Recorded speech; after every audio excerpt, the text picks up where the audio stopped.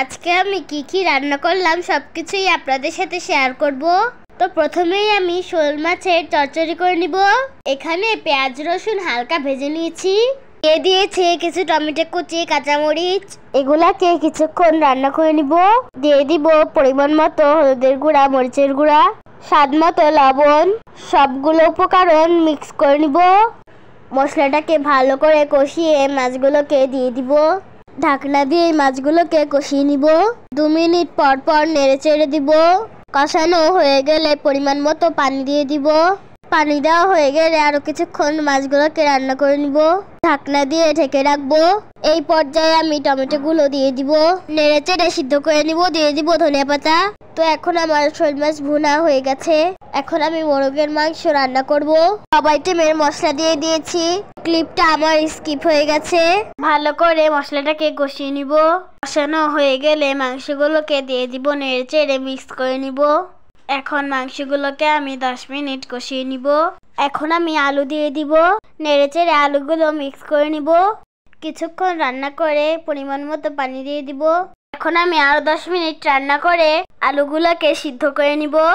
এখন আমার মাংসটা রান্না হয়ে গেছে। এখন আমি মাংসগুলোকে এক সাইডে রেখে দিব। এখন আমি বাটা মাছ ভুনা করে নিব। প্রথমে চুলায় ফ্রাই প্যান বসিয়ে দিব। দিয়ে দিব পেঁয়াজ কুচি, তেল, টমেটো, কাঁচামরিচ দিয়ে সব আইটেমের মশলা দিয়ে দিব। সবগুলোকে ভালো করে মিক্স করে নিব।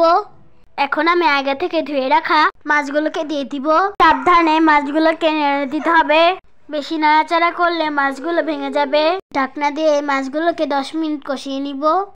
দিয়ে দিব পরিমাণ মতো পানি। এখন দিয়ে দিব টমেটো আর ধনিয়া পাতা।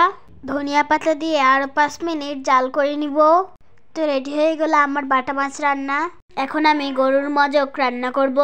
ফ্রাই প্যানে পেঁয়াজ, সরিষার তেল দিয়ে দিব। দিয়ে দিব সব আইটেমের শুকনো মশলা। মশলাটাকে তেলের ভিতরে হালকা ভেজে নিব। দিয়ে দিব আধা চামচ হলদের গুঁড়া, 2 চামচ মরিচের গুঁড়া।